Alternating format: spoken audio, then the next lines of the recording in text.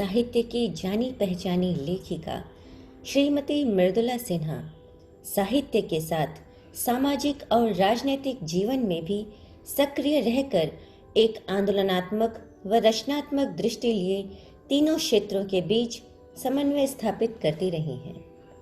उनका जन्म बिहार में मुजफ्फरपुर जिले के छपरा गांव में 27 नवंबर 1942 को हुआ था।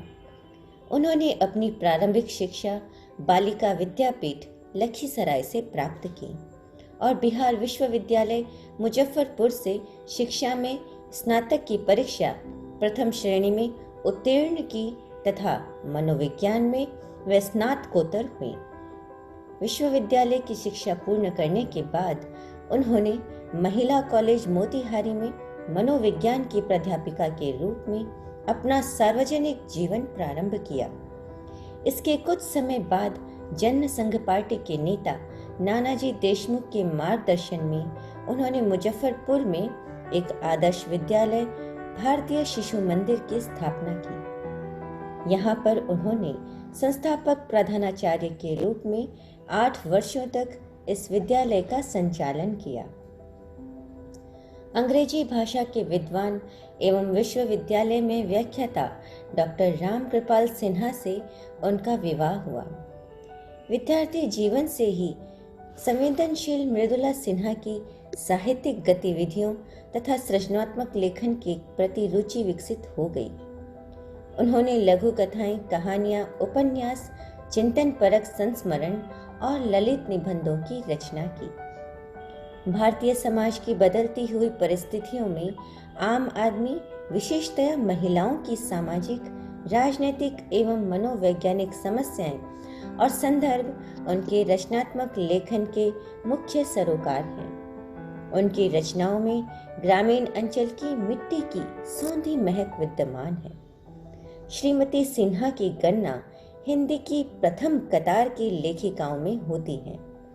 अपने सृजनात्मक लेखन के द्वारा उन्होंने लोक जीवन, लोक कलाओं, लोक गीतों और लोक कथाओं को नई ऊर्जा और गति प्रदान की है। महिलाओं के बीच कार्य करते हुए उन्होंने महिलाओं और विशेषकर युवतियों को उनका गौरवमय इतिहास स्मरण दिलाते हुए मिथकों से विशेष नारी पात्रों की कथाएं आत्मकथ्य शैली में लिखा है। उन्होंने सीता, सावित्री, मंदोदरी, अहिल्या और तारा की आत्मकथाएं लिखी हैं। श्रीमती सिन्हा रेडियो, दूरदर्शन तथा निजी क्षेत्र के टेलीविजन चैनलों द्वारा राजनीतिक मुद्दों तथा महिलाओं और बच्चों पर आयोजित विचार विमर्श में नियमित रूप से भाग लेती रही हैं। समय समय पर उनके लेख, निबंध तथा विचारपूर्ण साक्षात्कार विभिन्न पत्र पत्रिकाओं में प्रकाशित होते हैं। उन्होंने टेलीविजन कार्यक्रमों के लिए बहुआयामी आलेख भी लिखे हैं। विभिन्न विधाओं में उनकी 75 के आसपास पुस्तकें प्रकाशित हो चुकी हैं। इनकी द्वारा लिखी गई राजमाता विजया राजे सिंधिया की आत्मकथा राजपथ से लोकपथ पर आधारित हिंदी फीचर फिल्म एक थी रानी ऐसी भी का निर्माण किया गया है। इस फिल्म के गीत भी इन्हीं की रचना है। उन्होंने 3 पीढ़ियों के एक छत के नीचे रहने का संदेश देने वाली टेलीफिल्म खेल खेल में की गीतमय पटकथा भी लिखी है। इनके उपन्यास जो मेहंदी को रंग पर इसी नाम से धारावाहिक बना है। इनके साहित्य के लिए इन्हें कई साहित्यिक सम्मानों से सम्मानित किया गया है।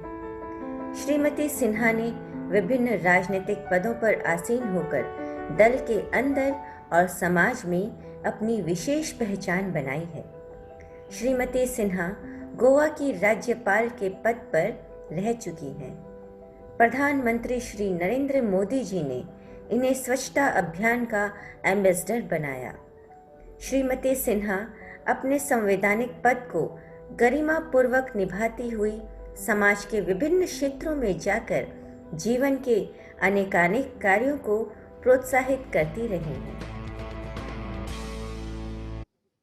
मृदुला सिन्हा लोक आचरण से संस्कारित सामाजिक संस्कार की प्रणेता तथा साहित्यिक साहचर्य की प्रवर्तक मृदुला सिन्हा का जन्म अंग्रेजी तिथि 27 नवंबर 1942 को बिहार के मुजफ्फरपुर जिले के छपरा गांव में हुआ था। हिंदू पांचांग के अनुसार यह पावन दिवस श्री राम विवाह के रूप में हमारे पौराणिक ग्रंथों में अंकित है। साहित्य में लोक का पुनर्संवर्धन का श्रेय मृदुला सिन्हा को विशेष रूप से जाता है। लोक से संबंधित कथा, कहानियां, गीत, लोकोक्तियां, मुहावरे जैसे ढेरों और भी मौखिक कलाकार के विभिन्न सूत्र हमारे समाज एवं उसकी वीथियों में बिखरे पड़े हैं। दशकों से जब इन सब को सहेज कर एक स्थान पर संकलित करने का कार्य अपेक्षित था, जिससे अपने लेखन के माध्यम से मृदुला जी ने डाल दिया, बस इन्होंने यूट्यूब लेखन पर को मांग रहा हूँ। तथा सामाजिक सरोकार से संबद्ध रखने वाली मृदुला सिन्हा अपनी प्रत्येक पुस्तक में लोक हित में जन संदेश को भलीभांति पोषित करती रही हैं। भारतीय परंपरा की गौरवमयी छवियों को वो अपने लेखन में जिस निष्ठा के संग दर्शाती हैं, वह पाठक को सहज ही उसका अनुसरण करने को प्रेरित करती है। कहानी, आलेख और कविता को उकेरती हुई मृदुला सिन्हा समसामयिक सरोकार के साथ ही स्वाभिमान और आत्म गौरव की बात करते हुए उसमें निज भाषा के सम्मान को सर्वोपरि रखती हैं। किसी गद्य का लेखन हो अथवा पद्य का सृजन हो, जब वह सरल रूप लिए सहज भाव से अवतरित होता है, तब वह स्वतः ही कालजयी रचना की श्रेणी में स्वयं को स्थापित कर लेता है। राजनीति का संसार भी मृदुला सिन्हा के लिए सामाजिक सरोकार को संवारने, उसे विस्तार देने तथा उसके वैभव से सभी को लाभान्वित करने रहने के लिए एक माध्यम रहा है। उनके व्यक्तित्व में निहित सरलता का यही सौंदर्य उनके साहित्य का अपूर्व श्रृंगार है। आज मृदुला सिन्हा हमारे समक्ष साक्षात उपस्थित हैं। उनका अभिनंदन करते हुए हम सभी आज आह्लादित हैं। मृदुला जी, आपका स्वागत है। मृदुला जी, आज की जो हमारी बातचीत, या हम इसको बदकही कहेंगे, क्योंकि हम बिल्कुल घर के परिवार के एक माहौल में हैं, और आप जब यहाँ पे हमारे समक्ष उपस्थित हैं तो ऐसा लग रहा है कि परिवार का एक मुखिया जो हम सब के साथ अपने उन स्मृतियों को साझा करने के लिए उपस्थित हुआ है, जिससे हम प्रेरित होते हैं, आने वाली पीढ़ियां उससे लाभान्वित होंगी।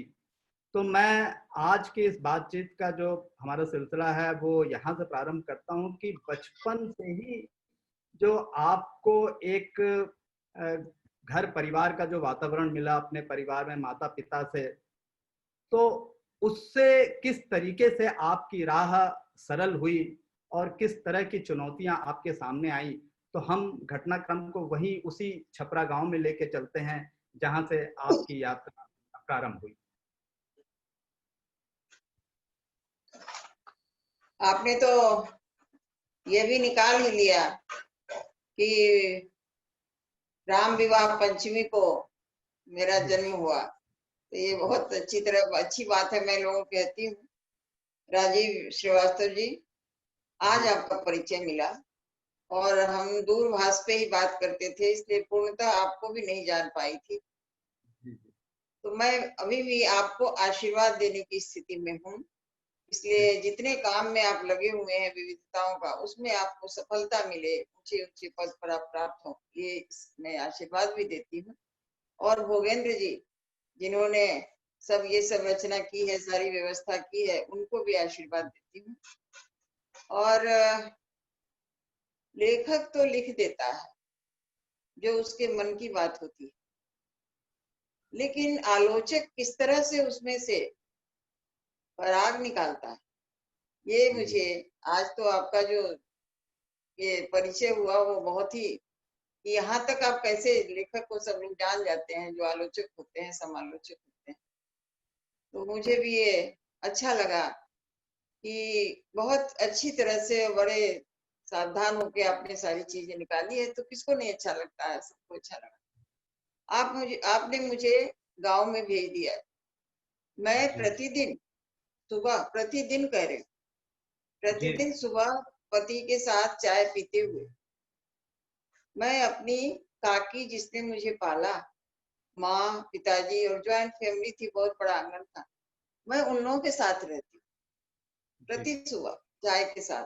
वो यदि वो उसमें से बहुत लोग अब नहीं रहे, लेकिन मैं उनको उसी रूप में स्मरण करती हूँ। और मैंने इसके लिए एक स्मृतियां जो संगिनी बन गई, इस नाम से पुस्तक भी लिखी है। तो और मुझे ऐसा लगता है, जब मैं पीछे जाती हूँ और अभी की स्थिति को देखती हूँ, कि भावों का बीजारोपण, वो सभी जो काकी मुझे पालती थी, चाचा एक थे वो पालते थे, माँ, सब लोगों ने मिलके, छोटे भाइयों ने भी मिलके भावों का बीजारोपण उसी समय कर दिया। हम तो ये जी मानते हैं कि ये सारी चीजें प्रकृति से आती है, लेकिन उसका संवर्धन करना, ये तो हमारे बचपन में जो हमारी संगति मिलती है लोगों की, वो कर देते हैं। और आज तक जब जो आपने चर्चा की गीतों, लोक गीतों का, तो मेरी बहन के नाती की शादी, जी उसका निमंत्रण आया मेरे पास। निमंत्रण पूरा भी मैंने नहीं पढ़ा, लेकिन मैं और किसी भाव में डूब गई और स्वर के साथ मैं जी गाने लगी। मेरे लिए कोई समय नहीं होता, जब हुआ तो गाया, रोया, रुलाया, तो मैं गाने लगी, जिसका सचमुच कितना कारुणिक है। अंगने अंगने बोलू, बोलू मतलब बोलना, घूमना। जी जी अंगने अंगने बोलू, बेटा केरा माए, हमारा दुलरुआ के संग केहू नहीं जाने। समाज को जानना चाहिए। वो तो ये विस्तार, ये सब तो अब मैं सोचती हूँ कि विवाह बेटा अकेले चला जाए तो संभव नहीं है। वो मेरी बहन की बेटी है, वो सबको जोड़ रही है, सबसे। आज भी मुझे उसने कहा मौसी आपको तो जरूर आना होगा, आ गया। तो इस तरह से पता नहीं कितने भाव हैं जिनका जी बीजारोपण उस समय हो गया। एक और बात कि मैं इधर धीरे धीरे ये सब मुझे ज्ञान में उसका मैं अवलोकन फिर से करती हूँ, तो लगता है कि अब जाके मैं बचपन में ही हूँ स्मृतियों के साथ, और उसमें से बहुत चीजें निकलती। मैं जी अपनी बहू को बता रही थी कि आप देखो कि उनकी बात याद रखना और बात है, लेकिन मैं तो उनका भाव याद रखती हूँ। उनके वो समय तो में किस तरह के उनके कैसे मुख का ये हुआ, अब उनका विश्लेषण करती हूँ। तो कुछ ये मुझे थाती में निधि के रूप में मिला। और मैं गांव की पहली बेटी थी जिसको छात्रावास में पिता ने भेजा, और ओह 9 वर्ष की उम्र में पिता कैसे लड़कियों के प्रति शिक्षा प्रेमी थे। तो बाकी 2 बच्चे उनके मुझसे बड़े थे, काफी बड़े थे, वो अपना थोड़ा बहुत पढ़े, और मुझे उन्होंने छात्रावास में भेजा। और उस छात्रावास में जो गांधी के जो नियत, गांधी की जो ये था, सिद्धांत था, व्यवहार था, उसके अनुसार उन दिनों वो चल रहा था। सब हाथ से ही हम लोग को सब काम करना पड़ता था। तो उस समय कोई हमारे परिवार में सोच भी नहीं सकता था कि लेटरिन लेटरिन तो था भी नहीं उस तरह से, जी शौचालय वैसा नहीं था, लेकिन कोई वो धोएगा, घर के हमारे बच्चे धोएंगे, ये हम लोग को सब ट्रेनिंग दी जाती बहुत तरह से। वो जी सब अभी सारी स्मृतियां जो वहाँ की बचपन कॉलेज जीवन से, वैसे तो कॉलेज में पढ़ाते पढ़ाते भी मेरी विद्यार्थिनियों ने बहुत पढ़ाया मुझे, बहुत जी ज्ञान दिया। और भारतीय शिशु मंदिर में तो बच्चों ने कितना पढ़ाया, कितना सिखाया, कितने भाव दिए, तो उसके अनुसार लिखने में हिचक नहीं होती है। और उन सारी चीजों को कहीं ना कहीं उतारे करें, ये मन में चला रहता है। दूसरी बात कि खैर आगे मैं उस सब बात कहूंगी, आपने तो बचपन का ही मांगा है। बचपन में जी मैं बहुत लाडली थी। मेरे 3 भाई बहन थे, 2 बहन और भाई मुझसे 10-10 साल के बड़े थे। बहन 20 साल की और भाई 10। लेकिन मैं इकलौती बच्ची की तरह पाली गई। मैं हमेशा सबके कंधे पे चलती थी, चाचा लोगों के, बहुत दुलारी थी। 11 भाई बहन थे सब मिला के, लेकिन मैं सबसे दुलारी थी। अब क्यों थी पता नहीं, सब बहुत करते थे। और जी उससे, उस प्यार से, उस दुलार से जो मेरा घट भर गया, उसको आज तक मैं छिड़कती चलती हूँ सब जगह, और मेरी अपने आप हो जाता है। ये अपने जानबूझ के मैं नहीं करती हूँ कि आपसे प्यार से बोलूं, लेकिन अपने आप ये सबसे होता है। ये बचपन की निधि है मेरे पास। जी। जब आप छात्रावास में रह रही थी तो उसमें ऐसा भी होता होगा कि कुछ झगड़े भी होते होंगे, कुछ रूठना मनाना भी होता होगा, कुछ ये भी होता होगा कि भाई हमारी चीज उसने ले ली, उसकी हमने, या इस तरह की। तो ये जो चीजें होती थी जो बच्चों में सामान्यतः हमेशा पाई जाती हैं, तो तब आप का मन इन सब चीजों को किस प्रकार से ग्रहण करता था और उससे आपने क्या सीखा जो आप आज आपको लगता है कि हाँ वो सीख हमारे काम आ रही है? ऐसा लगता है कि आपको ये सब चीज अध्ययन करके आए हैं, जानते हैं कि मेरा लेखन जो है वहीं से प्रारंभ हुआ। तो ऐसा था कि मेरी बहुत घनिष्ठ मित्र थी, एक लड़की मेरे साथ पढ़ती थी, लेकिन वही होता था, पता नहीं किन किन कारणों से बोलचाल बंद हो जाती, यही होता था। अब वो बोलचाल बंद होना वो दोनों के लिए सजा की तरह था, हाँ, दोनों को सजा मिलती थी, दोनों बेचैन हो जाते थे, परेशान हो रहे थे कि हम लोग नहीं बोल रहे हैं। और हमारी साथी सब और जो सब थी वो बजाबता हम लोग को हाथ पर हाथ डलवा के और फिर से बोलचाल प्रारंभ करवाती थी और शपथ ग्रहण करवाती थी कि अब लड़ाई नहीं करेंगे। ये सब होता था बच्चों में अपना नाटक। तो उस समय मैंने एक कहानी लिखी, और पता नहीं 9वीं कक्षा में रही होंगी, 8वीं कक्षा में। वो कहानी अब मेरे पास नहीं है, इसलिए मैं नहीं बता सकी कि उस कहानी में क्या था, कहाँ था, लेकिन वो लिखी थी मैंने एक्सरसाइज बुक जिसमें हम लोग लिखते थे, उसी में लिखा था। तो एक और बताना चाहूंगी कि पता नहीं वहां भी मैं सबकी बहुत लाडली थी, सब लोग टीचर हैं, सब लोग बहुत प्यार करते थे। तो एक दिन मेरी कटोरी खो गई। अच्छा। कटोरी खोने के बाद सब लोग गांव में या स्कूल में सबको मालूम हुआ मृदुला की कटोरी खो गई। अब वहां की संचालिका बोले अब देखो मृदुला क्या करे। तो मृदुला ने क्या, उस समय नागिन फिल्म चली और नागिन फिल्म का गीत बहुत मशहूर हुआ, तो मैंने पैरोडी बना दी। पैरोडी अच्छा। बनाई कि हॉस्टल हॉस्टल चौके में मैं ढूंढू रे कटोरिया, कटोरी कटोरी रटके मृदुला हो गई रे बाबर। अब ये अब उसके बाद सब जगह उल्टी चलती थी, ऐसे ही गाती चलती थी। सबका अटेंशन ड्राइंग बिहेवियर शायद रहता होगा मेरा, आई डोंट, मैं नहीं जानती क्या था, लेकिन वो लगा कि भावनात्मक रूप से एक तो सबसे जुड़ी भी थी। वहाँ के संचालक, वहाँ में जो पिता बाबूजी कहलाते थे, उनके सामने कोई ठीक से बात करने की हिम्मत नहीं करता था, लेकिन उनसे भी, जैसे एक बात बता रही हूँ, हमारे यहाँ की सीतामढ़ी की एक लड़की थी, उसने कुछ ऐसी बात बोल दी थी, तो उनको स्कूल से निकाला जा रहा है, उनके पिताजी को बुला लिया गया, और ये से निकाल रहे हैं ऐसा नहीं कहा जाता था, कहा जाता था कि बच्चियों के ऊपर ऐसा प्रभाव पड़ेगा कि नहीं, थोड़े दिन के लिए जाएगी फिर आएगी आदि। तो बाबूजी बीच की सड़क थी, उस पर टहल रहे थे, बड़ा भव्य पर्सनालिटी थी उनकी, तो वो टहल रहे थे और मैं पीछे पीछे कुछ दूरी पर इसलिए चल रही थी कि यदि एक हाथ ऐसे मारेंगे, मैं बहुत छोटी थी तो मुझे थप्पड़ लग जाएगा, फिर ऐसे मारते नहीं थे।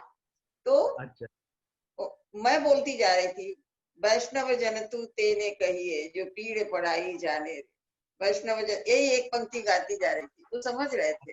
अब उन्हीं का सब सिखाया हुआ होता था, पूरा गीता 5 अध्याय हमें कंठाग्र कराया गया, और सब जब भी उसको मैं पढ़ती हूँ सुनती हूँ तो उन्हीं का ध्यान आता है।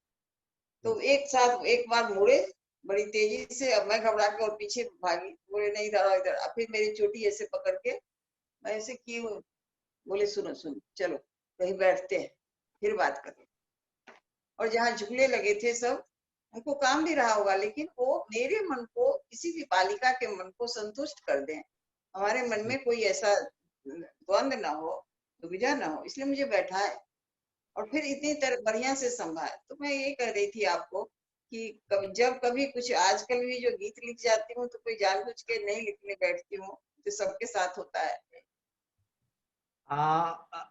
ये तो कविता की बात आपने बताई, लेकिन पहला जो गद्य लेखन आपने किया है वो आपको ध्यान है कि वो कौन सा था या क्या था? कोई कहानी थी या कुछ लघु कथा?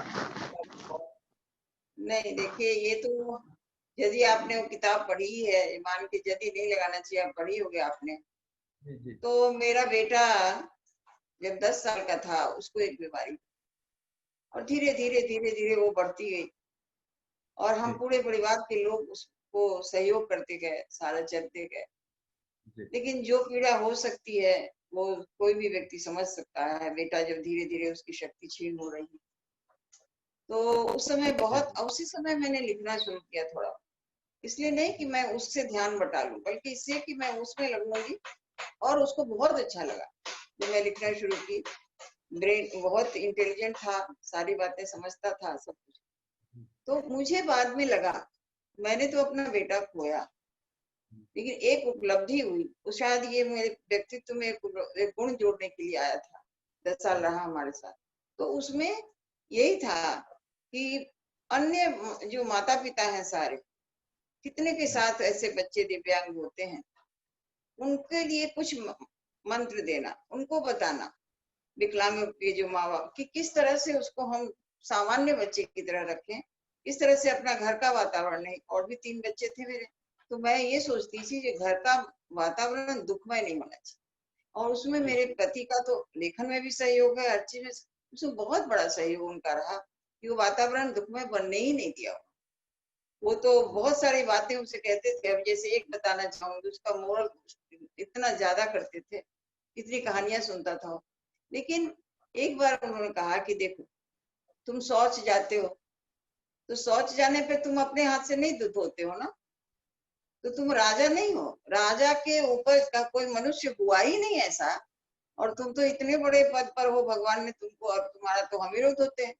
तो इतने मैंने किस तरह से करके उसके सकारात्मक चिंतन को जीवित रखते थे, तो मुझे उसका लाभ हुआ। और मैं भी, घर का पूरा वातावरण, और बच्चों पर वो प्रभाव नहीं पड़ा, बच्चों ने बहुत सहयोग दिया भाई की सेवा करने में। तो एक जीवन की उपलब्धि थी, वो मैं सबको बताऊं, सबको। और उस बीच में क्या हुआ कि मेरी छोटी बहन है, चाचा की बेटी, उसका एक पाँव कट गया। अच्छा। उनके पति का, तो वो आ रहे थे इससे, जो स्टीमर चलता था पानी में, उससे वो आ रहे थे, और उसी जगह उनका डेक में मिल के एक पाँव कट के गंगा जी को चला गया। तो ये विषय मुझे बहुत झकझोर रहा था। इन सारी बातों को मिलाकर, और लोगों को, ये पहला उपन्यास है, जैसा कि जयंत जी ने कहा था, और बाद में मुझे भी, मेरा भी पहला है, और इस विषय पर लिखा गया पहला। हम अपने नन्हे हाथों से घर से बाहर दूर दूर तक कर देंगे सब साफ सफाई, तेरे ही हम प्यारे लाल। तेरी नहरें स्वच्छ बनाकर कर देंगे तुझको निहाल। कभी ना तू होगी बेहाल, कभी ना